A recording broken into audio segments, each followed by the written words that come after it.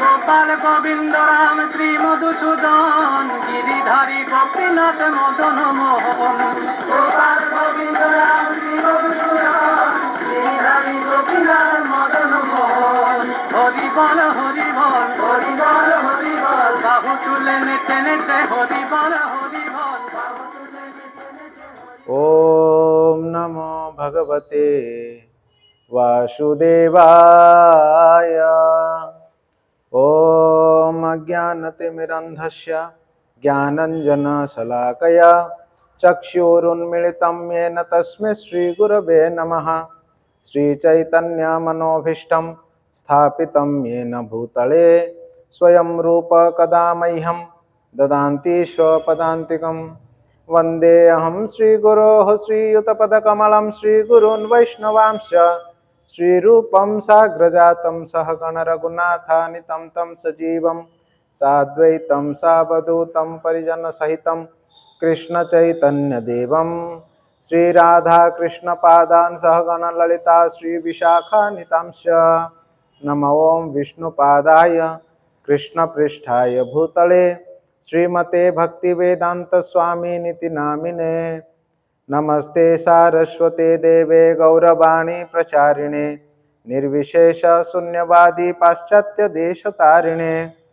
हे कृष्ण करुणा सिंधु दीनबंधु जगतपते गोपेश गोपिका कांत राधा कांत नमस्तुते। तप्त कांचन गौरांगी राधे वृंदावनेश्वरी वृषभानुसुते देवी प्रणमामि हरिप्रिये।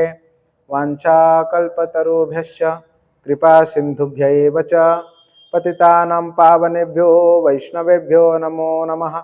जय श्री कृष्ण चैतन्य प्रभु नित्यानंद श्री अद्वैत गदाधर श्रीवासादि गौरभक्तवृंद। हरे कृष्णा कृष्ण कृष्ण हरे हरे हरे राम राम राम हरे हरे।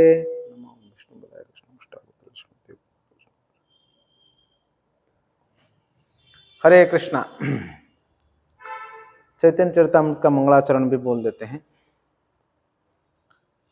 वंदे गुरूनीश भक्तान् ईशमीशावतारकान् तत्प्रकाशंस तत्शक्ति कृष्ण चैतन्य संजकं। वंदे श्री कृष्ण चैतन्य नित्यानंदौ सहोदितौ गौडोदये पुष्पवन्तौ चित्रौ सन्ध्यौ तमोनुदौ। यद्वैतं ब्रह्मोपनिषदि तदपश्यतनुभा य आत्मा अंतर्यामी पुरुषः सौस्यं सविभवः। षडैश्वर्यपूर्णय इह भगवान् स स्वयंमयं न चैतन्यात् कृष्ण जगति परं तत्त्व परमिहाम्। अनर्पितचरिं चिरात् करुणयावतीर्ण कलौ समर्पयितुम् उन्नत उज्ज्वल रसां भक्ति श्रियं। हरिपुरट सुंदर द्युति कदम्ब संदीपितः सदा हृदय कंदरे स्फुरतु सचिनंदन। राधा कृष्ण प्रणय विकृति हल्लादिनी शक्तिरस्मात् एकात्मानं वपि भुवि पुरा देह भेदं गतौ तौ। न चैतन्याख्यं प्रकटमधुनं तद्वयं चैक्यमाप्तं। राधा भावद्युति सुबलितं नौमि कृष्णस्वरूपं। श्रीराधाया प्रणय महिमा कीदृशोऽवा नये वा सद्यो हृद्यद्भुत मधुरिमा कीदृशोऽवा मदीय। येनात्मानम् अपि भवि पुरा देह भेदं गतौ तौ न तद्भाभाड्यं। श्रीराधाया प्रणय महिमा कीदृशोऽवा नये वा सद्यो हृद्यद्भुत मधुरिमा कीदृशोऽवा मदीय। सौख्यं चास्यामदनुभवतः कीदृशं वेति लोभात् तद्भाभाड्य समजने सची गर्भ सिंधु हरिंदो। संकर्षण कारणतसायि गर्भोदशायि च पयोधिशायि शेषस्य जस्यां स सकल स नित्यानन्दाख्य रामं शरणं ममास्तु। मायातीत व्यापि वैकुंठलोके पूर्णैश्वर्य श्री चतुर्व्यूह मध्ये रूपं यशोद्भाति संकर्षणाख्यं तं श्री नित्यानंद रामं प्रपद्ये। माया भर्त जांड संगाश्रयांगः शेते साक्षात्कारणं बोधि मध्ये यस्येकां स श्री पुमानादिदेवस् तं श्री नित्यानंद रामं प्रपद्ये। यस्यां सयां सहस्रील गर्भोदशायि यन्नाब्जं लोक संगात नालं लोकस्रष्टु सूतिका धाम धातुस् तं श्री नित्यानंद रामं प्रपद्ये। यस्यां सयां सह परमात्मा खिलानां पोष्टा विष्णुर्भाक्ति दुग्धाद्विषाये क्षोणिर्भर्ता यत्कला स्वप्यनन्तस् तम श्री नित्यानंद रामं प्रपद्ये महाविष्णु जगत्कर्ता मायाया यः स्फुरत्यदः तस्यावतारये बायम् अद्वैत आचार्य ईश्वरः अद्वैतं हरिणाद्वैत आचार्यं भक्ति संसनात् भक्तावतारम् ईशं तम् अद्वैत आचार्यमाश्रये पंचतत्वात्मकं कृष्णं भक्तरूपस्वरूपकं भक्तावतारं भक्ताख्यं नमामि भक्तशक्तिकं। हरे कृष्णा कृष्णा कृष्ण हरे हरे हरे राम राम राम हरे हरे। हरे कृष्णा। आप सभी भक्तों का हार्दिक स्वागत है चैतन्य चरितामृत क्लास में। तो पिछले लगभग 4 क्लास हो गए हम लोग चैतन्य चरितामृत का चर्चा कर रहे हैं। उसमें से पहले क्लास में हम लोगों ने इंट्रोडक्शन का चर्चा किया और 3 क्लासों में हम लोगों ने चैतन्य चरितामृत का आदि लीला का प्रथम अध्याय का चर्चा किया। आज हम लोग चैतन्य चरितामृत के आदि लीला का अध्याय क्रमांक 2 यानी दूसरा अध्याय का चर्चा करेंगे। मैंने आपको बताया था, अगर आपको याद हो, कि इन पहले 7 अध्यायों में प्रथम अध्याय में जो शुरुआत के 14 श्लोक हैं उसका वर्णन हुआ है, उसको विस्तार में समझाया गया है। तो पहला अध्याय में हमने देखा श्लोक क्रमांक 1 और श्लोक क्रमांक 2, ये 2 श्लोकों का विश्लेषण किया गया है। वंदे गुरु नीश भक्तान नीश मिषावतारकान तत्प्रकाशंस तत्शक्ति कृष्ण चैतन्य संजकम वंदे श्री कृष्ण चैतन्य नित्यानंदो सहोदितो गौड़ोदये पुष्पवंतो चित्रो संध्यो तमोनुदो। ये 2 श्लोकों का एक्सप्लेनेशन कृष्णदास कविराज गोस्वामी श्लोक क्रमांक अध्याय क्रमांक 1 में किए हैं। अब ये जो श्लोक अध्याय क्रमांक 2 हैं, इस अध्याय क्रमांक 2 में श्लोक क्रमांक 3 का चर्चा हुआ है। श्लोक क्रमांक 3 जो वस्तु निर्देश कहा गया है मंगलाचरणों में से, यद्वैतम ब्रह्मोपनिषदि तदपश्यतनुवा य आत्मा अंतर्यामी पुरुष स्वस्यांश विभवः षडैश्वर्य पूर्णय इह भगवान स स्वयंमयम् न चैतन्यात् कृष्ण जगति परम तत्व परमिमः। ये जो श्लोक है, इस श्लोक का व्याख्या, इस श्लोक का चर्चा इस अध्याय में यानी दूसरे अध्याय में बहुत ही सुंदर तरीके से कृष्णदास कविराज गोस्वामी करते हैं। तो आज हम लोग ये अध्याय क्रमांक 2 का चर्चा करेंगे। मैं फिर से पहला अध्याय का रिकैप नहीं करूंगा, है ना, फिर से आपको याद नहीं दिलाऊंगा, क्योंकि 3 क्लासों में उसी को बार बार हम लोग सुनते आए हैं, है ना। तो आपको आशा करता हूँ कि आपको थोड़ा बहुत तो याद होगा उन 2 श्लोकों के बारे में, है ना। तो चलिए दूसरे अध्याय का शुरू करते हैं, क्योंकि उसको याद करने में फिर से थोड़ा समय जाता है, फिर इसमें थोड़ा विलम्ब हो जाता है, इसलिए हम डायरेक्ट दूसरे अध्याय का शुरू करते हैं आज। ओके, हरे कृष्णा। जैसे आप सबको याद होगा, मैं बोलता रहता हूं कि कृष्णदास कविराज गोस्वामी कविराज कहा गया, कृष्णदास जी को कविराज गोस्वामी, है ना। तो कवियों में भी राजा मतलब श्रेष्ठ माने जाते हैं उनको। तो उनका लेखनी शैली बहुत ही सुंदर है, ग्रंथ बहुत ही काव्यात्मक ढंग से उन्होंने रचना किया है। जिस प्रकार से ग्रंथ की शुरुआत में उन्होंने मंगलाचरण किया, उसी प्रकार से प्रत्येक अध्याय के शुरू में भी उन्होंने मंगलाचरण किया, प्रार्थना किया। और प्रत्येक अध्याय के प्रारंभ में एक संस्कृत श्लोक, 1 या 2 संस्कृत श्लोक और फिर एक सामान्य मंगलाचरण, ये निश्चित रूप से करेंगे। उसके बाद फिर अध्याय का प्रारंभ करते हैं। वो जो श्लोक है, कभी कभी महाप्रभु को डायरेक्टली तो प्रणाम रहता है, कभी कभी अध्याय का विषय वस्तु उसमें वर्णन आता है, पहले ही बता देते हैं। तो इस प्रकार से श्लोक रहता है। ठीक उसी शैली में वर्णन करते हुए प्रारंभ करते हैं कृष्णदास कविराज गोस्वामी अध्याय क्रमांक 2। अध्याय क्रमांक 2 में श्लोक क्रमांक 1, 2 और 3, ये तीनों असलियत में प्रणाम में ही जाता है, प्रणाम और नमस्कार में जाता है। पहला 2 श्लोक तो संस्कृत में है और तीसरा श्लोक जो है ना वो बंगाली प्रयार है ना, चैतन्य चरितामृत का मूल प्रयार। तो देखो यहां पर कृष्णदास कविराज गोस्वामी क्या कहते हैं, शुरू कैसे करते हैं। श्लोक क्रमांक 1, श्री चैतन्य प्रभुं वंदे वालोपि यद अनुग्रहात् तरेत्नाना मतग्राह व्याप्तिम सिद्धांत सागरम। बहुत ही महत्वपूर्ण श्लोक है।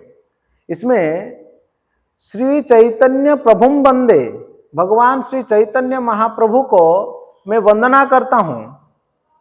बालात यद अनुग्रहात, है ना, जिनकी बालोपी यद अनुग्रहात, जिनके अनुग्रहात, जिनकी कृपा से, बालोपी एक अबोध बच्चा, एक मूर्ख बच्चा भी, एक छोटा बालक भी, जो बुद्धिहीन बच्चा कहते हैं, एक बुद्धिहीन बालक भी तरेत नाना मतग्राह, तरेत मतलब पार कर सकता है, नाना मतग्राह, ग्राह का मतलब होता है मगरमच्छ, और नाना मत ना विभिन्न प्रकार के मतों रूपी मगरमच्छ को पार कर जाता है। किसमें? ना व्याप्तिम, मतलब जो विस्तार में है, सिद्धांत सागरम, तो फिलोसॉफी का जो समुद्र है, सिद्धांतों का जो समुद्र है, उसमें बहुत सारे अलग अलग प्रकार के मत रूपी जो मगरमच्छ है उसको वो पार कर जाता है। क्या इसका मतलब हुआ? हम समझ नहीं पाए प्रभु जी, है कि नहीं? अब फिर से इस श्लोक को समझते हैं। बहुत जरूरी है इसको समझना और उसको मनन करना और फिर उस भाव में प्रार्थना करना, तब जाके हम जैसे मंद बुद्धि वाले को श्री चैतन्य महाप्रभु के सिद्धांत थोड़ा बहुत जो ना समझ में आ सकता है, अपने भेजे में उतर सकता है ना। कृष्णदास कविराज कैसे कह सकते हैं, मैं उन चैतन्य महाप्रभु को वंदना करता हूं जिनके कृपा से एक बच्चा भी बहुत सारे सिद्धांतों को समझ सकता है, कठिन से कठिन सिद्धांतों को समझ सकता है, विभिन्न प्रकार के सिद्धांतों को भी समझ सकता है, या एक सिद्धांत में विभिन्न प्रकार के मतों को भी समझ सकता है। क्यों इस प्रकार से क्यों प्रार्थना किया कृष्णदास कविराज गोस्वामी ने?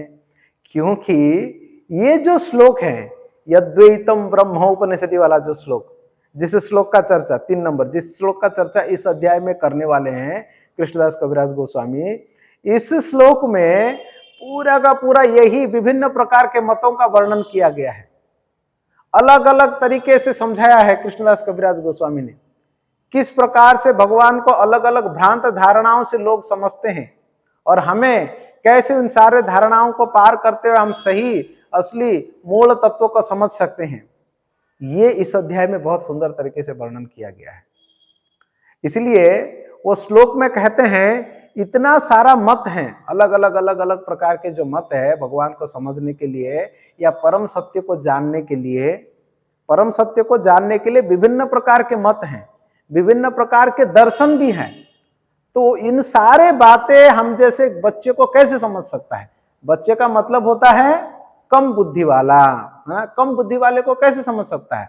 जब श्री चैतन्य की कृपा होगी तभी जाके समझ में आएगा। जब तक चैतन्य की कृपा नहीं होगी तब तक नहीं समझ में आएगा। देखो, शास्त्रों को समझना एक्चुअली कभी कभी व्यक्ति सोचता है वो बहुत बुद्धिमान है और वो बहुत पढ़ा लिखा है, वो इंजीनियरिंग किया हुआ है, वो IITN है, वो MTech है, वो MBBS है, वो MBA है, इसलिए वो समझ गया है, इसलिए वो अच्छा समझता है, इसलिए वो अच्छा बताता है ना। भगवत तत्व केवल उसी व्यक्ति को समझ में आएगा जिसके ऊपर गुरु कृष्ण की कृपा हुई है। और गुरु कृष्ण की कृपा उस व्यक्ति के ऊपर कब होती है ना? जब वो अपना साधना भक्ति और अपना डेडिकेशन, है ना, अगर उसका प्रॉपरली रहेगा, बराबर रहेगा, तब जाके गुरु और कृष्ण की कृपा उसके ऊपर होगी। और गुरु कृष्ण की कृपा होगी तब जाकर वो शास्त्रों को सही तरीके से समझ सकते हैं, नहीं तो सही तरीके से नहीं समझ सकते हैं। वो अपने मनगढ़ंत तरीके से समझेंगे और शास्त्र का जो मूल रहस्य है, जो असली बात है, असली मतलब है, अर्थ जो है, वो उनके सामने छुप जाएगा, वो छुप जाता है। और ऐसी जो फिलोसॉफिकल डिस्कशन है वो तो हमारे भेजे में उतरेंगे ही नहीं, वो सब ऊपर से बाउंस होंगे। इसलिए चैतन्य महाप्रभु की कृपा की प्रार्थना शुरू से ही कर लिया कृष्णदास कविराज गोस्वामी ने। हमें भी कृपा की प्रार्थना करना चाहिए। प्रभुपाद जी कहते हैं विभिन्न प्रकार के मत होते हैं, विभिन्न प्रकार के दर्शन होते हैं। तरेत नाना मतग्राह, देखो एक्चुअली इसमें बहुत ही सुंदर उपमा दिया गया है। अरे उपमा मतलब वो सूजी वाला नहीं यार, खाने वाला वो नहीं। उपमा का मतलब जो है उदाहरण दिया गया है ना, यहाँ पर कंपेयर किया गया है। जैसे आप एक समुद्र हैं, बहुत बड़ा सा जलाशय या समुद्र, समुद्र तो ऐसे ही बहुत बड़ा है, उसको पार करना ही दुर्गम है, उसको पार कर पाना। और उस समुद्र, जिस समुद्र में बहुत बड़े बड़े मगरमच्छ है, बहुत सारे, और बहुत सारे मगरमच्छ है, तो पार करना मतलब तैरकर तो कितने सारे मगरमच्छों का सामना करना पड़ेगा। और उस व्यक्ति को, उस मगरमच्छ को समझकर, उसको आते हुए देखकर या उसके साथ लड़ाई करके या समहाउ अदर ये न कहना प्रकार उसको पार करना पड़ेगा। और तब जाके ऐसे करते करते, बहुत सारे मतों को खंडन करते करते, तब जाके वो सागर को पार कर सकता है। आप समझ रहे ना? तो परम सत्य को समझने के लिए जो दर्शन है, सिद्धांत है, तो वो ये सिद्धांत ही बहुत बड़ा सागर है। और उस सिद्धांत में भी विभिन्न प्रकार के मत हैं, अलग अलग प्रकार के। उन मतों को भी पार करना पड़ेगा, समझना। पार करने का मतलब है समझना पड़ेगा, तब जाके हम जो निर्णय या निष्कर्ष तक जा सकते हैं। तो कृष्णदास कविराज गोस्वामी इसलिए कहते हैं, वैसे तो आप प्रभुपाद जी का तात्पर्य छोटा सा आप देखेंगे, उसमें प्रभुपाद जी कहते हैं विभिन्न प्रकार के मत हैं, विभिन्न प्रकार के दर्शन हैं। जैसे जैसे बौद्धिज्म है, जो बौद्ध वाले, उनका एक प्रकार का मत है। जो जैन है, उनका एक प्रकार का मत है ना। इसके अलावा जो मायावादी है, उनको एक प्रकार का मत है। और व्यासदेव जी के द्वारा वर्णन किया गया दर्शन है 6 प्रकार के, न्याय, वैशेषिका, सांख्य, योग, कर्म, वेदांत, ये सब अलग अलग दर्शन शास्त्र हैं। न्याय को व्याख्या करने वाले गौतम ऋषि हैं, सांख्य का व्याख्या करने वाले पतंजलि हैं, वेदांत का व्याख्या करने वाले अधिकारी व्यासदेव जी हैं। तो इस प्रकार से वैशेषिका के लिए कर्म के लिए, जिसको पूर्व मीमांसा कहते हैं, उसके लिए कन्नड़ है, जो ऋषि हैं। इन लोगों ने अपना अपना अपना अपना मत प्रदान किए हुए हैं। सांख्य का कपिल मुनि है। तो इन सब ने अलग अलग जो है ना मतों को प्रकाश किए हुए हैं। तो इन सारा चीजों को पार करके जाना, ये कोई कोई मत हमको ग्रास कर सकता है, खा सकता है, परास्त कर सकता है, हमको हमारे जो सिद्धांत को जानने वाला मार्ग से हमको उतार सकता है। मगर अगर चैतन्य महाप्रभु की कृपा है तो ये सारा जगहों पर कहीं पर भी व्यक्ति विचलित नहीं होगा, वो आगे बढ़ सकता है। तो आप एक बार तात्पर्य को देख लीजिएगा वहां पर, है ना। न्याय, वैशेषिका, सांख्य, योग, कर्म, वेदांत, ये 6 प्रकार के वैदिक फिलॉसफी हैं। इसको दर्शन तत्व, षड दर्शन कहते हैं, 6 दर्शन। इन 6 दर्शनों को 6 ऋषियों ने व्याख्या किए हुए हैं। ये उस 6 ऋषियों ने उनको वर्णन किए हुए हैं।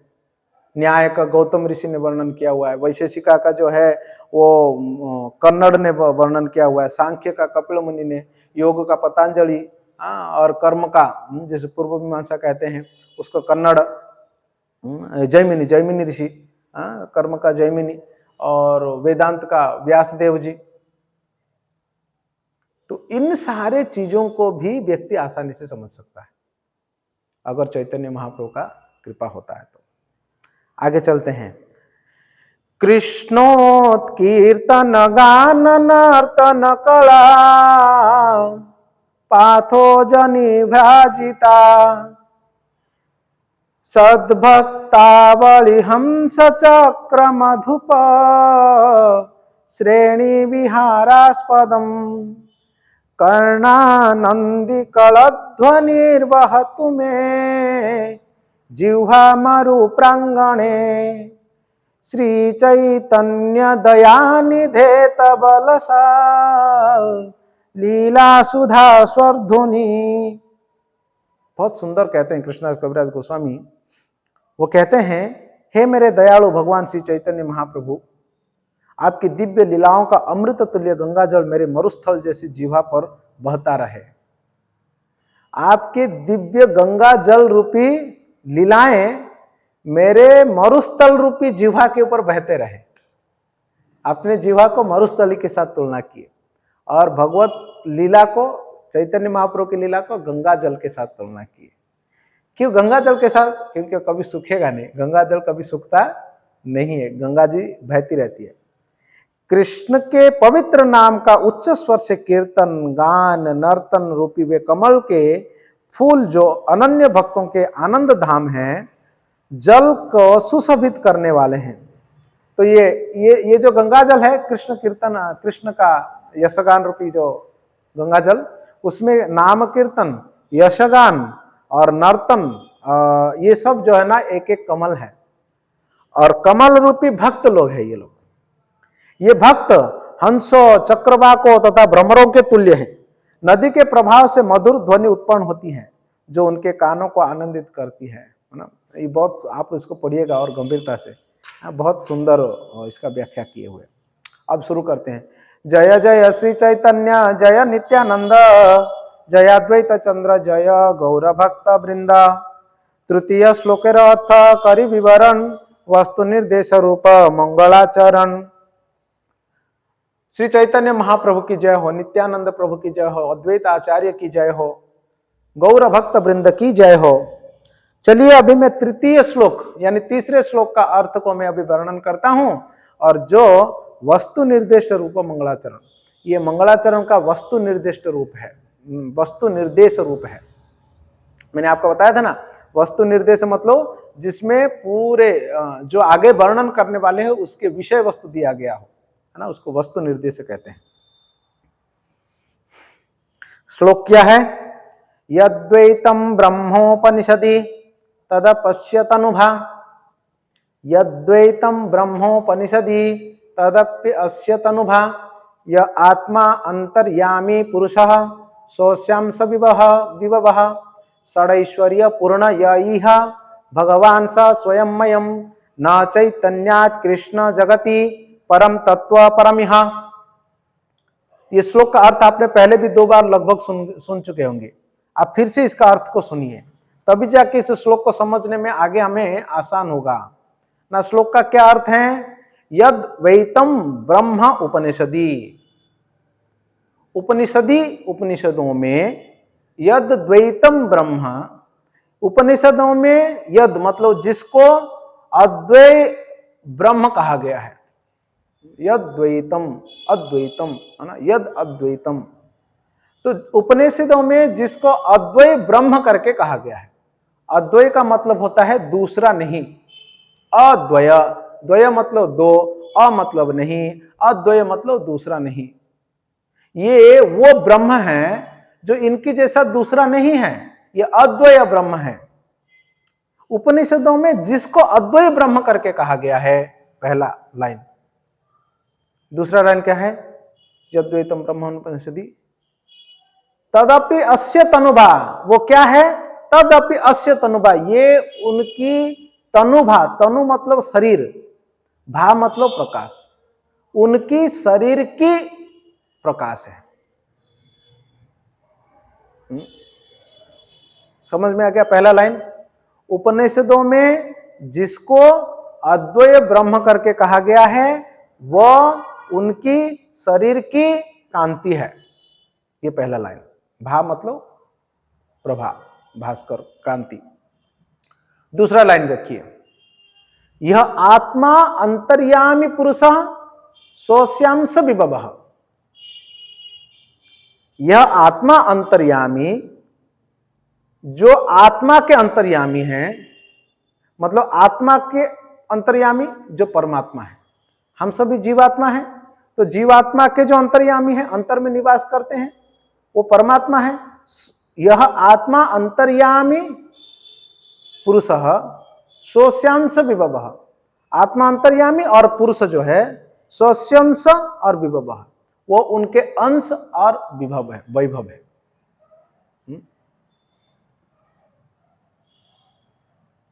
अंश विभव, उनके अंश का विस्तार, अंतर्यामी पुरुष जो है। 2 बात यहां पर हो गया। एक तो जो ब्रह्म है वो उनका शरीर का तेज है, दूसरा जो परमात्मा है वो उनके अंश है। ठीक है। तीसरा, षडैश्वर्य पूर्ण यह, ये षडैश्वर्य पूर्ण भगवान है। भगवान स स्वयंमयम, वो स्वयं भगवान है। कौन है वो? न चैतन्यात् कृष्ण जगति परम तत्व परमः, वो श्री कृष्ण चैतन्य महाप्रभु के अलावा कोई और नहीं है, वही परम तत्व है और परम है। ये सिंपल उसका अनुवाद है। आगे देखते हैं इस श्लोक को बहुत ही सुंदर तरीके से कैसे कृष्णदास कविराज गोस्वामी एक्सप्लेन करते हैं।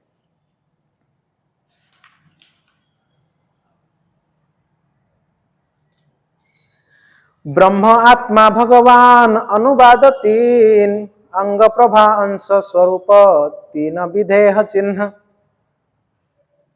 तो कहते हैं एक्चुअली इसमें तीन चीजों का वर्णन हुआ है, निर्विशेष ब्रह्म, स्थानीय परमात्मा और भगवान।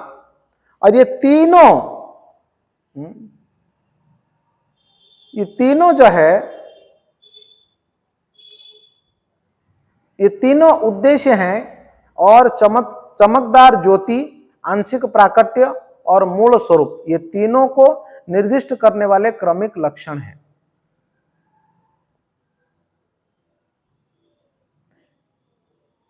तो ये भगवान का ये तीन प्राकट्य हैं असलियत में, ब्रह्म, परमात्मा और भगवान।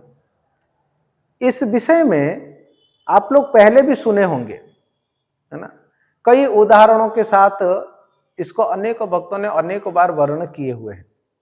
श्रीमद् भगवद गीता के इंट्रोडक्शन में भी, और विशेष रूप से जब भी भगवान शब्द भी आता है दूसरे अध्याय में, है ना, तो वहां पर श्रील प्रभुपाद जी ने उसके तात्पर्य में, श्लोक के तात्पर्य में, दूसरे अध्याय के दूसरा या तीसरा श्लोक के तात्पर्य में प्रभुपाद जी भी इसको बहुत सुंदर तरीके से वर्णन करते हैं, ब्रह्म, परमात्मा और भगवान। तो ये ब्रह्म, परमात्मा, भगवान को सबसे पहले समझाया गया है। क्या समझाया है?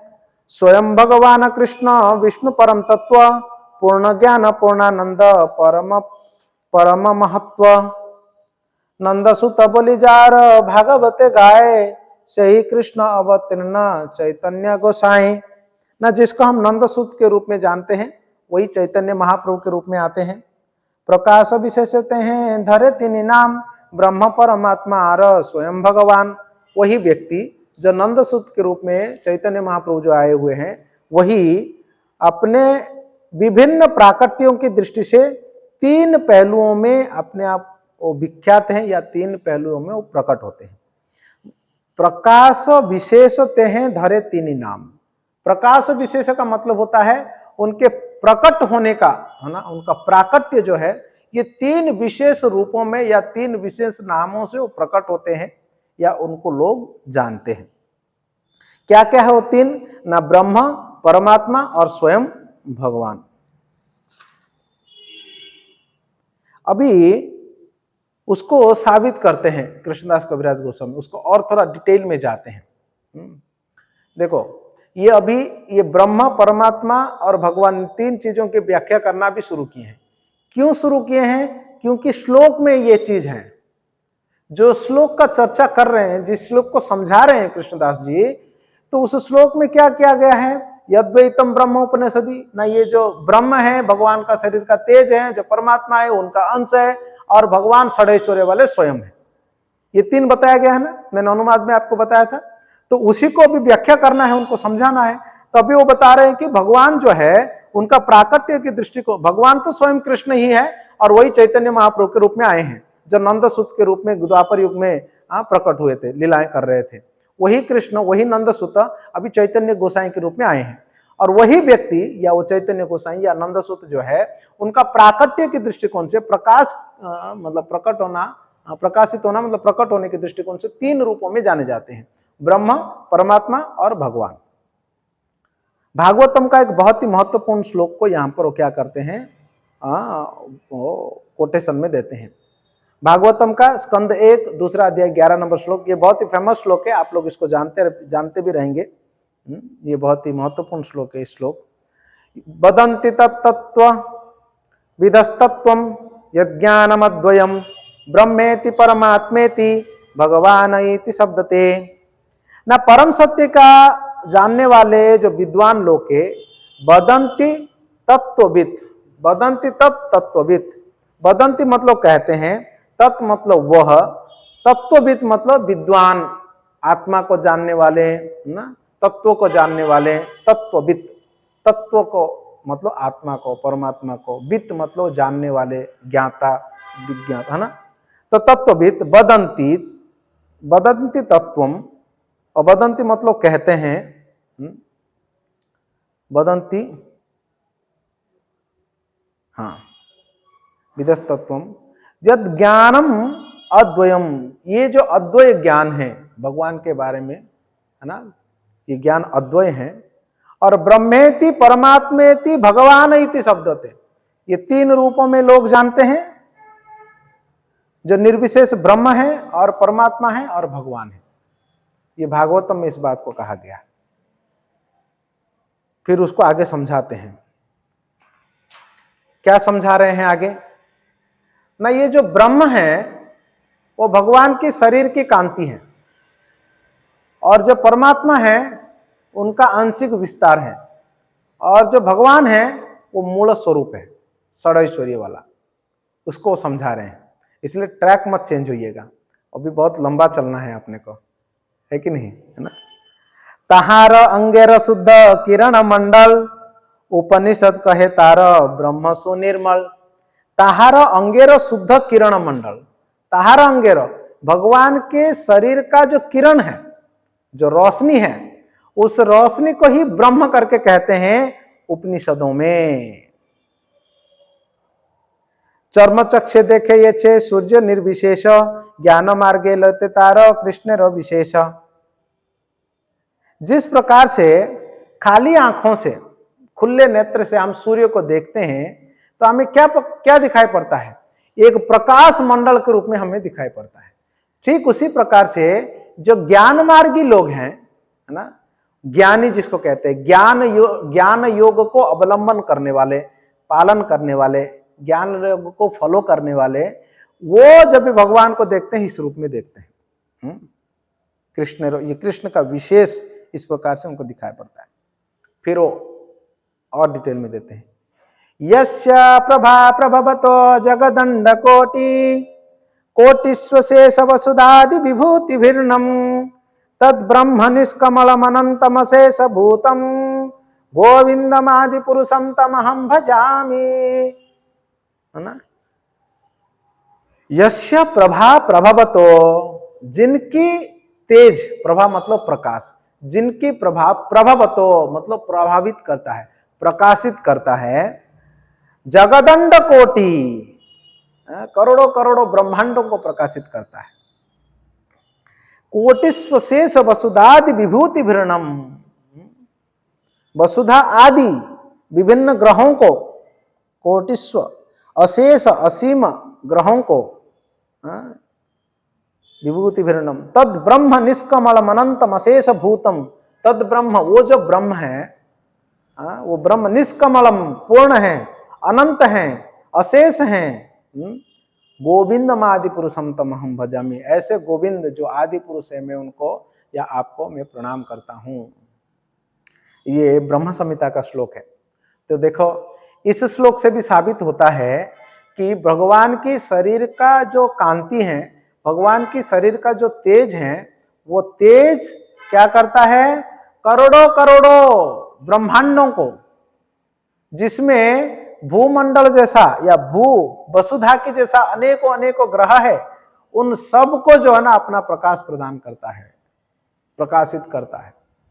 वो भगवान की शरीर से निकलने वाला तेज है, वो अनंत है, असीम है, पूर्ण है, और ऐसा गोविंद को मैं प्रणाम करता हूं। इससे साबित होता है कि भगवान के शरीर से निकलने वाला जो तेज है वो ब्रह्म है। फिर वो आगे समझाते हैं कि इस जो ब्रह्म है, ब्रह्म तेज है, जिसको ब्रह्म कहते हैं, निर्विशेष ब्रह्म, इसमें फिर कौन जाते हैं, कौन लोग वहां पर जाते हैं इस निर्विशेष ब्रह्म में? तो कहते हैं मुनयो बात वासनः श्रमणा ऊर्ध्वमंथिनः व्याख्या ब्राह्याख्यम धाम ते यान्ति शांता सन्यासिनो मलाः ना मुनयो बात वासनाः। श्लोक क्रमांक 17। मुनयो बात वासना। वात वासना का अर्थ होता है विशेष रूप से जो भौतिक कर्मों से परे है और इस भौतिक द्वैतता से परे है, वो बिल्कुल कोई वस्त्र तक पहनते नहीं है ना, इस संसार से इतना विरक्त रहते हैं वो लोग, है ना। तो साधु सन्यासी श्रमणा ऊर्ध्वमंथिना, जिन्होंने अपने वीर्य को उन्होंने ऊर्ध्व के ओर ले जाते हैं, अपने मस्तिष्क के ओर ले जाते हैं, उसे पतन होने नहीं देते हैं। ऐसे जो योगी हैं ब्रह्माख्यम धामते यान्ति, ब्रह्माख्यम धामते यान्ति, वो ब्रह्मलोक में जाते हैं। शांता सन्यासिनो मलाः, वो शांत है और जो सन्यासी गण है अमल यानी शुद्ध सन्यासी गण है, वो लोग जाते हैं उस ब्रह्म में, वो लोग उस ब्रह्म में जाते हैं। ये हो गया ब्रह्म का। अब परमात्मा का देखिए, आत्मा अंतर्यामी जारो योग शास्त्र कय सेह गोविंदेर अंश विभूतिये है। योग शास्त्रों में यानी अष्टांग योग में जिसको आत्मा अंतर्यामी यानी अंतस्थित आत्मा परमात्मा कहा जाता है, जिनको से ही गोविंदेर अंश विभूति यह है, ये भगवान उस गोविंद के अंश है। जिस गोविंद को ब्रह्मा जी ने प्रार्थना किया, गोविंदम आदि पुरुषम तमहम भजामि, उस गोविंद के अंश विभूति ही परमात्मा के रूप में सभी जीवों के हृदय में रहता है। और इस परमात्मा के बारे में कौन लोग जानते हैं ना, योगी लोग जानते हैं। योगी जन, विशेष रूप से अष्टांग योगी जन जो है उनको जानते हैं। अनंत स्फटिके जे छे एक सूर्यभाषी ते छे जीवे गोविंदेरो अंश जे प्रकाशी। अब जिस प्रकार से आप देखेंगे कि अनेकों मान लीजिए रत्नों को रखा जाता है, मणियों को रखा जाता है, तो सूर्य जो है सभी मणियों में दिखाई पड़ेंगे प्रतिबिंब के रूप में। ठीक उसी प्रकार से हालांकि सूर्य अपने जगह में रहते हैं और साथ साथ में सभी में दिखाई भी पड़ते हैं, ठीक उसी प्रकार से भगवान अपने धाम में तो रहते हैं, मगर परमात्मा के रूप में कण कण में प्रत्येक जीव के हृदय में भी निवास करते हैं परमात्मा के रूप में। ये बात को कहा गया है, समझ में आया। अथवा बहुने तेन किं ज्ञानेन तब अर्जुन विष्टम्याहम इदं कृत्स्नम एकांशेन स्थितो जगत। भगवद गीता का उदाहरण देते हैं फिर कृष्णदास जी, भगवद गीता के 10वें अध्याय के 42 नंबर श्लोक में। अब मैं तुमसे और अधिक क्या कहूं, मैं केवल अपने एक अंश के द्वारा विराट जगत में व्याप्त हूं। परमात्मा रूपी अंश के रूप द्वारा पूरे विराट जगत में व्याप्त है एकदम से कण कण में। फिर यहां पर और एक उदाहरण देते हैं परमात्मा का, भागवतम का एक उदाहरण देके समझाते हैं परमात्मा के बारे में। ये श्लोक है ना, भीष्मदेव कहते हैं, भीष्मदेव प्रार्थना करते हैं। तमी महजम शरीर भाजाम हृदि धीष्टतमात्म कल्पितानां प्रतिदृशामि बनैकधार्कमेकं समाधिगतोऽस्मि विबुध वेदमोहम्। भीष्मदेव कहते हैं, जिस प्रकार एक ही सूर्य विभिन्न दशकों को भिन्न भिन्न रूप से अवस्थित प्रतीत होती है, एक ही सूर्य है, भिन्न भिन्न दर्शकों को भिन्न भिन्न रूप से अवस्थिति प्रतीत होती है ना। किसी को पूर्व में दिखता है तो किसी को पश्चिम में दिखता है, कभी और कभी मॉर्निंग में वो अलग प्रकार से दिखता है, तो दोपहर को अलग प्रकार से दिखता है, शाम को अलग प्रकार से दिखता है। उसी तरह हे अजन्मा, आप हर जीव में परमात्मा के रूप में भिन्न भिन्न प्रकार से प्रतिनिधित्व करते हो, प्रतीत होते हैं। तो आप विभिन्न जीव अलग अलग है, तो विभिन्न जीवों में अलग अलग जीवों में परमात्मा के रूप में प्रतिध्वनित करते हुए आप प्रतीत होते हैं। किंतु जब दर्शक अपने आप को सेवक के रूप में जान लेता है तो उसमें ऐसा द्वैत नहीं रह पाता। जब व्यक्ति आपका भक्त के रूप में वो अपने आप को जान लेता है तब ये द्वैत को वो नहीं देखता है। इस प्रकार से अब मैं समझ गया हूं भली भांति कि परमात्मा आपके अंश मात्र हैं, और ये जो परमात्मा भी है ना, जो सबके जीव के हृदय में है, वो आपके अंश मात्र हैं। ये श्रीमद् भागवतम में स्वयं भीष्म देव जी कहते हैं इस बात को।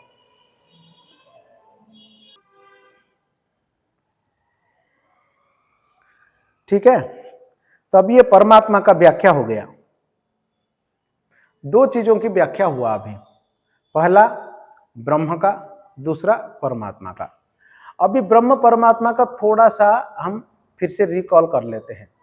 ब्रह्म क्या है ना, भगवान के शरीर से निकलने वाला तेज है, ठीक है, वही ब्रह्म है। उसको समझाया कैसा ना, कृष्णदास कविराज गोस्वामी ब्रह्म संहिता का एक उदाहरण देते हैं। यस्य प्रभा प्रभवतो जगदंड कोटि कोटिस्वशेष वसुधादि विभवति भिन्नम। तो वो इसके द्वारा समझा रहे हैं जो गोविंद हैं उन्हीं की शरीर से निकलने वाला जो तेज है वही ब्रह्म है। और ये ब्रह्म जो है ये समस्त अनंत कोटि ब्रह्मांड में फैला हुआ है। ये हो गया ब्रह्म, भगवान की शरीर से निकलने वाला तेज। ये ब्रह्म को कौन जानते हैं ना, जो ज्ञान योगी होते हैं वो ब्रह्म को जानते हैं या ये ब्रह्म की उपासना करते हैं। हो गया। कौन ब्रह्मलोक में पहुंचते हैं, ये ब्रह्म तेज में पहुंचते हैं ना, जो लोग इस भौतिक संसार से कल्मशों से परे हो चुके हैं, विशेष रूप से जो नग्न साधु, दूसरा जो पवित्र सन्यासी, तीसरा जो अपने वीर्य को मस्तिष्क तक पहुंचा देते हैं, वैसे व्यक्ति वो ब्रह्म को प्राप्त करते हैं। ये हो गया। परमात्मा में ये भगवान गोविंद का अंश है जो कण कण में प्रत्येक जीव के हृदय में स्थित है। जिस प्रकार से अनेकों मणियों में एक ही सूर्य प्रतिबिंबित होते हैं, उसी प्रकार से भगवान भी प्रत्येक जीव में प्रतिबिंबित होते हैं। कौन लोग इस परमात्मा की उपासना करते हैं ना, योगी जन, अष्टांग योगों को पालन करने वाले व्यक्ति परमात्मा की उपासना करते हैं। ये समझ में आ गया। फिर भीष्मदेव का उदाहरण देते हैं। भीष्मदेव कहते हैं कि प्रभु जिस प्रकार से जो सूर्य हैं अलग अलग दर्शकों को अलग अलग रूपों से दिखाई पड़ते हैं, ठीक उसी प्रकार से आप भी विभिन्न जीवों के हृदय में परमात्मा के रूप में अलग अलग रूप में अलग अलग परमात्मा के रूप में स्थित आप प्रतीत होते हैं। मगर जो व्यक्ति आपका भक्त बन जाता है वो व्यक्ति को आप ये सब द्वैतता में नहीं रहता है। इसलिए प्रभु जी मैं अभी समझ गया कि ये जो परमात्मा है ये आपका अंश ही है, ये भीष्मदेव कहते हैं। यहां तक अभी हम लोगों ने चर्चा कर लिया ब्रह्म और परमात्मा का। आगे बढ़ते हैं। सही तो गोविंद साक्षात चैतन्य गोसाई जीवन निस्तारित ये छे दयालु आर नाही। वही गोविंद जिनके शरीर का तेज ब्रह्म है, जिनके अंश परमात्मा है, वही गोविंद, वही भगवान कृष्ण चैतन्य गोसाई के रूप में प्रकट हुए हैं। नोट करिए इस बात को। अभी इसका जो तात्पर्य है ये बहुत बड़ा है। आप जरूर इसके तात्पर्य को पढ़िएगा और वो भी पेन पेपर लेकर पढ़िएगा नोट करते हुए। क्यों मैं बार बार बोल रहा हूं इस बात को पढ़ने के लिए इतना बल देके, क्योंकि इसके तात्पर्य में श्रील प्रभुपाद जी ने अलग अलग शास्त्रों का अलग अलग प्रमाणों को लाकर यहां पर साबित करते हैं कि कृष्ण ही चैतन्य महाप्रभु है। क्योंकि संसार में आज भी अनेकों ऐसे लोग हैं जो लोग चैतन्य महाप्रभु को भगवान करके मानते ही नहीं है, और हमारे भी कई सारे भक्त हैं जो चैतन्य महाप्रभु को भगवान ने करके मानते, मगर जितना कृष्ण के बारे में पता है उतना चैतन्य महाप्रभु के बारे में भी पता नहीं रखते हैं, उतना श्रद्धा कम रहती है। इसलिए हमें ये तत्वों के साथ समझना चाहिए। श्रील प्रभुपाद जी ने तात्पर्य में अनेकों शास्त्रों से कोटेशन लेकर वो प्रमाण देते हैं कि चैतन्य महाप्रभु स्वयं भगवान ही है। जब हम इस प्रमाण को समझेंगे, इस प्रमाण को पढ़ेंगे, इस सिद्धांत को, तभी जाके हमारा हृदय में थोड़ा कृष्ण के प्रति जो ना जो दृढ़ता है वो बढ़ेगा। इस अध्याय के अंत में कृष्णदास कविराज गोस्वामी एक जगह कहते हैं, सिद्धांत जानिया चित्ते न करो आलस, यहा होते कृष्ण लागे सुदृढ़ मानस। देखो देखो भक्तों, सिद्धांत बोलिए चित्ते न करो आलस, ये फिलॉसफी है, इतना सारा कॉम्प्लिकेटेड है करके आलसी मत बनना। अगर आप सिद्धांतों को समझेंगे, यहां होते लागे, इसको जानने से लगेगा, क्या लगेगा ना, कृष्ण सुदृढ़ मानस, कृष्ण में हमारा मन दृढ़ता पूर्वक लग जाएगा। इसलिए जो व्यक्ति जितना अच्छा फिलॉसफी को जानता है वो उतना अच्छा डेडिकेटेड गंभीर भक्त बन जाता है। फिर वो डगमगाता नहीं है, इधर उधर भटकता नहीं है, और फिर सीजनल भक्ति नहीं करता है कि नहीं, occasional, seasonal, weekly, monthly, festival वाला भक्त नहीं बनता है। वो बहुत अच्छा डिवोटी बन जाता है ना, मन उसका सुदृढ़ हो जाता है कृष्ण के चरणों में। इसलिए आलसी नहीं बनना चाहिए सिद्धांतों को समझने के लिए। आप देख लीजिएगा, देखिए चैतन्य उपनिषद है, श्वेताश्वतर उपनिषद है, मुंडक उपनिषद, भागवत में से कृष्ण यामल, वायु पुराण, ब्रह्म यामल, अनंत संहिता, अनेकों अनेकों जगहों में से प्रमाण देते हैं प्रभुपाद जी कि किस प्रकार से स्वयं चैतन्य महाप्रभु कृष्ण ही है करके। आप इसको पढ़ लीजिएगा, है ना। अब हम देखते हैं श्लोक क्रमांक 23। परम व्योम्यते वैसे नारायण नाम, षडैश्वर्य पूर्ण लक्ष्मी कांत भगवान। अब तीसरे टॉपिक पर आते हैं। हम 3 टॉपिक का चर्चा करने वाले थे, पता है ना, ब्रह्म, परमात्मा और कौन सा, भगवान। ब्रह्म, परमात्मा, भगवान, 3 टॉपिक का चर्चा होने वाला था। 2 तो चर्चा हो गई, 2 रूपों का, ब्रह्म का और परमात्मा का चर्चा हो गई। फिर एक श्लोक में कृष्णदास बोल दे रहे हैं कि जो वही गोविंद है जो ब्रह्म और परमात्मा के जिनका शरीर का कांति वही चैतन्य महाप्रभु है। अभी भगवान स्वरूप का वर्णन करने के लिए कृष्णदास कविराज गोस्वामी यहाँ पर नारायण का वर्णन करते हैं, क्योंकि जैसे ही भगवान करके लोग समझते हैं संसार में, तो भगवान नारायण करके कहते हैं, है ना, या विष्णु को मूल मानते हैं। तो वो नारायण की चर्चा अभी वो शुरू किए हैं। अब देखते हैं, भगवान मतलब स्वरूप, तो वो जो स्वरूप है भगवान नारायण का, उसका वो वर्णन कर रहे हैं। परम व्योम्यते वैसे नारायण नाम, जो परम व्योम में रहते हैं नारायण, षडैश्वर्य पूर्ण लक्ष्मीकांत भगवान, वे 6 ऐश्वर्य से पूर्ण है, परिपूर्ण है। और कांता लक्ष्मी, लक्ष्मीकांत, वो लक्ष्मी के पति है, वो भगवान है। वेद भागवत उपनिषद आगम पूर्ण तत्व याचे कहे नाही आरम सम।